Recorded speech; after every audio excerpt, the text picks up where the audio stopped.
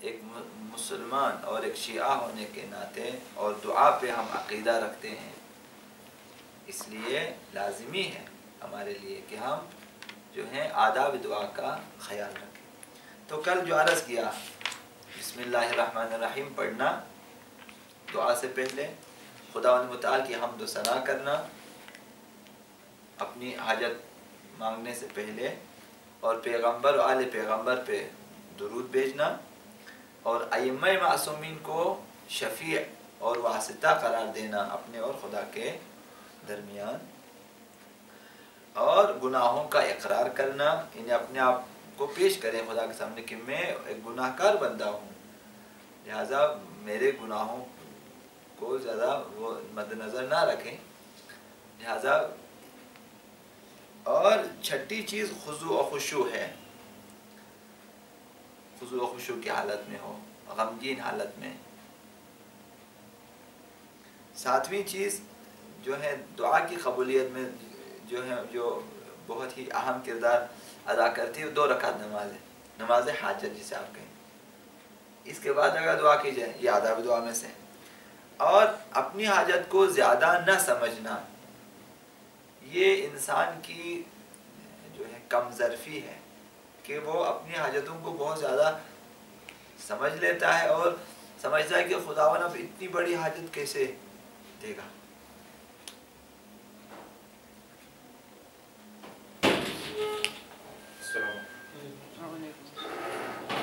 دنیا میں ایک جو ہے دن کو نقل کیا کہ مجلس ہو رہی تھی، شیخ صاحب مجلس پڑھ رہے تھے، تو اس دن مخصوصہ مجلس تھی، تو کہا کہ آج جو ہے خداوند سب کی حاجتیں جو ہیں قبول فرمائے گا، دعا مانگے۔ ایک بابا تھا، اس نے کہا کہ خدا یار دنیا میں دولت، آخرت میں جنت ہے، باقی سب دوسروں کو دے دے، یعنی میرے لیے 2 چیزیں ہیں، دنیا میں دولت ہے، آخرت میں جنت ہے، باقی ٹھیک۔ اس طرح سے شارٹ کٹ نہ کریں اپنی حاجتوں کو، اس طرح سے پھر بھی چھوٹی ہے یہ چیز بھی، تو اپنی حاجتوں کو جو ہے بڑی نہ سمجھیں، اور اس طرح سے بھی خدا کو جو ہے شارٹ کٹ جو ہے نہ بتائیں، حاجتیں بھی آرام سے۔ یہ 7 چیزیں میں 8۔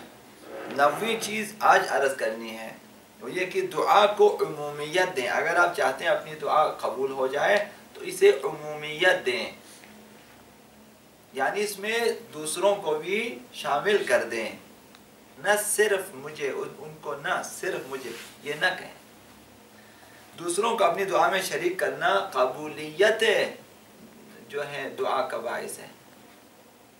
خدایا ہمیں بخش دیں، نہ کہ مجھے بخش دیں، باقیوں سے مجھے کوئی سروکار نہیں، ایسا نہ ہو۔ دعا میں عمومیت آداب دعا میں سے ہے، اگرچہ آپ اپنی ذات کے لیے دعا کریں لیکن عمومی دعا بھی کریں، خدایا مجھے بھی بخش دیں، رب اغفر لی، خدایا مجھے بخش دیں، ولی والدیہ، اور میرے والدین کو بخش دیں، ولی جمیع المؤمنین والمؤمنات، تمام مومنین و مومنات کو بخش دیں۔ دعا کو آہستہ آہستہ آپ اس کو وسعت دیتے جا رہے ہیں۔ السلام علیکم۔ تو آداب دعا میں سے ایک یہ ہے کہ دعا کو عمومیت بخشیں۔ 10، قبولیت دعا کے بارے میں حسن ظن رکھیں، نیک گمان رکھیں، مثبت سوچ رکھیں دعا کی قبولیت کے بارے میں کہ خداوند میری حاجتوں کی برآوری پہ قادر ہے، میری حاجتیں پوری کر سکتا ہے، وہ کسی کی طرفداری نہیں کرتا، وہ کسی کا جو ہے ظاہری چہرہ نہیں دیکھتا، وہ کسی قوم قبیلے کو نہیں دیکھتا، وہ امیر غریب کو مد نظر نہیں رکھتا، وہ صرف دعا کرنے والے کے اعمال اور اس کے اعتقادات اور اس کی نیت کو دیکھتا ہے۔ حسن نظر رکھیں کہ اگر وہاں سے میری دعا قبول نہ ہوئی یا وہ چیز جو میں نے خداوند متعال سے طلب کی ہے وہ نہ ملی، تو سمجھیں کہ یا ادھر سے کمی ہے یا پھر اس میں مصلحت ہی نہیں ہے، میرے لیے وہ چیز بہتر نہیں ہے۔ نیک گمان رکھیں، نہ ان کی وہ تو ہماری سنے گا ہی نہیں، ایسے گمان نہ کریں۔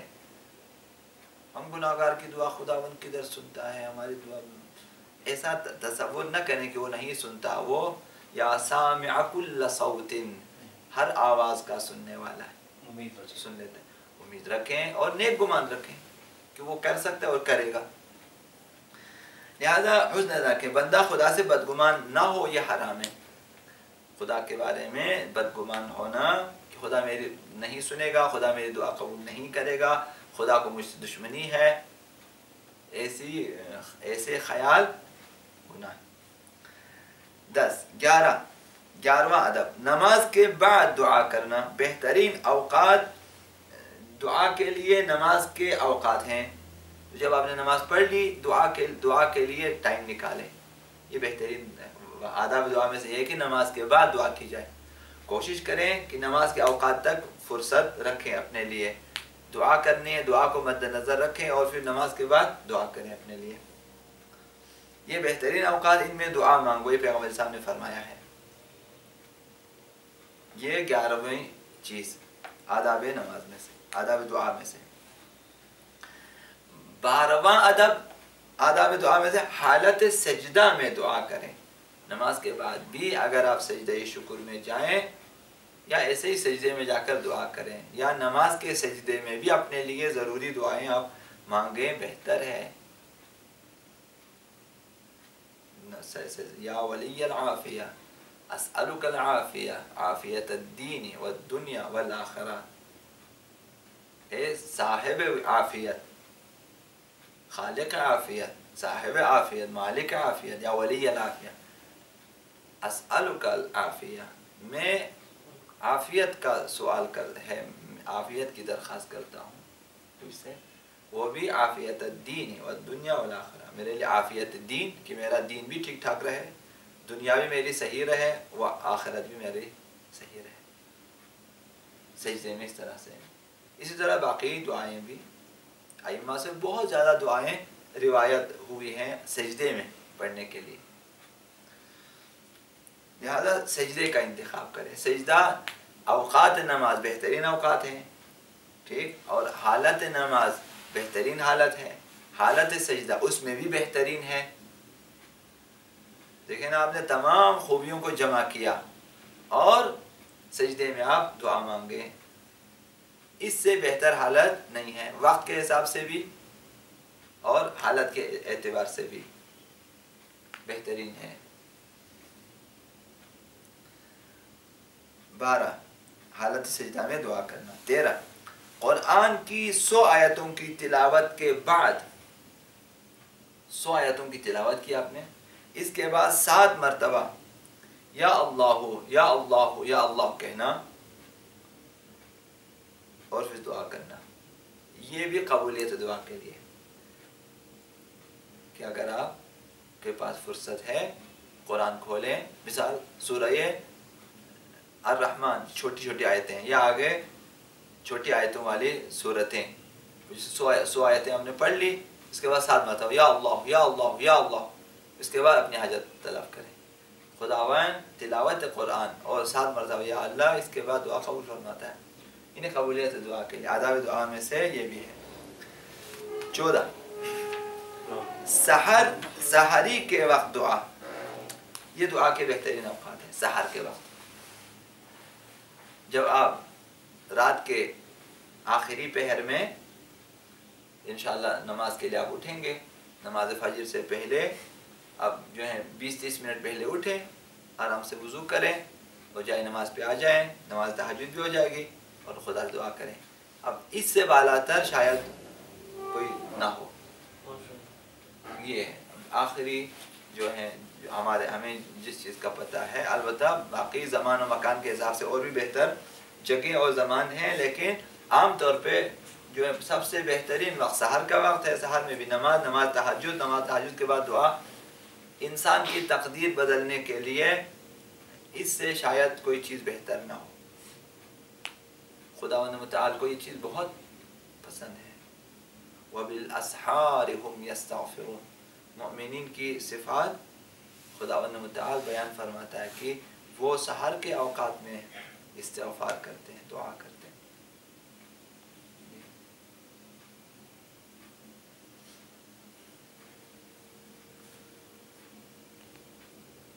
دلا بسوز, سوز تو کا رہا بکند دعائے نیم شبی رفع صد بلا بکند. حافظ کے بارے میں ہے کہ انہوں نے یہ سحر خیزی کے لیے کہ دعائے نیمہ شبی آدھی رات کے بعد جب آپ اٹھ کے دعا کرتے ہیں رفع صد بلا بکند بہت زیادہ بلا کو دو.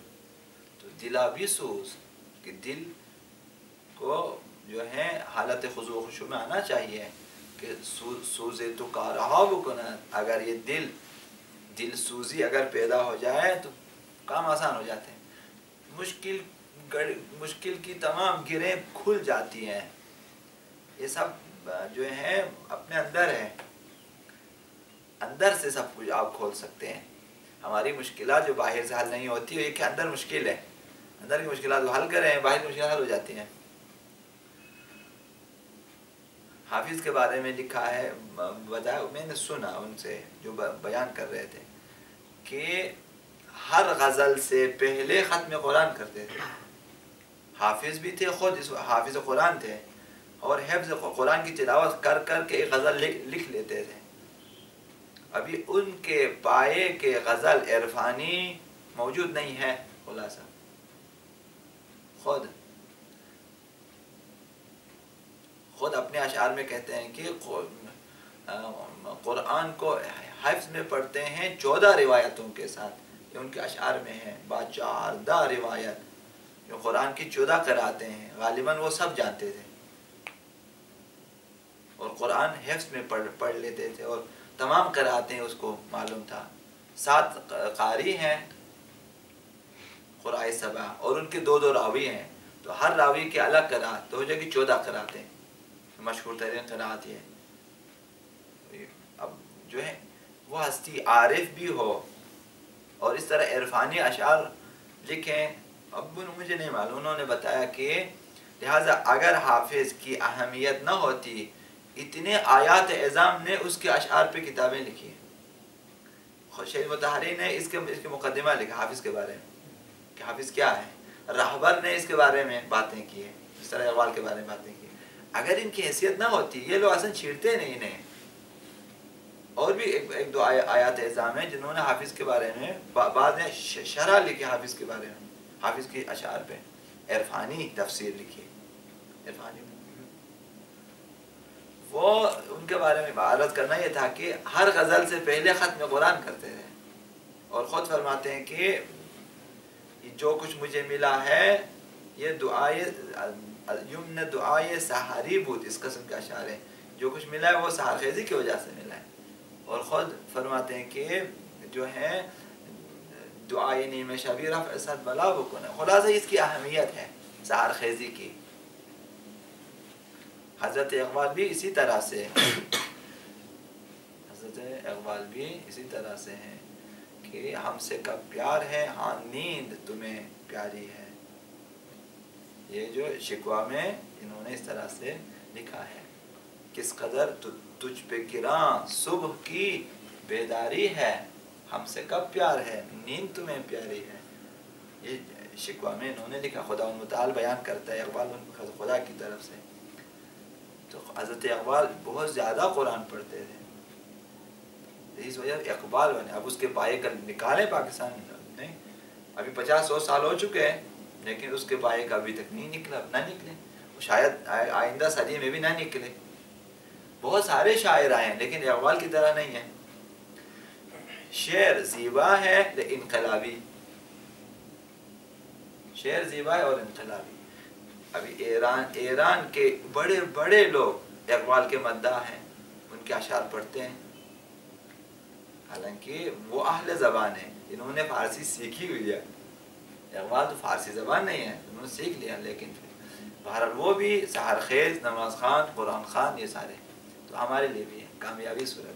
تو سحر کے اوقات میں دعائیں قبول ہوتی ہیں. اگر مہم ترین حاجتیں آپ کے پاس تو سحر کے اوقات میں رکھیں تاکہ آپ کی دعا قبول ہو جائے. اور محمد و آل محمد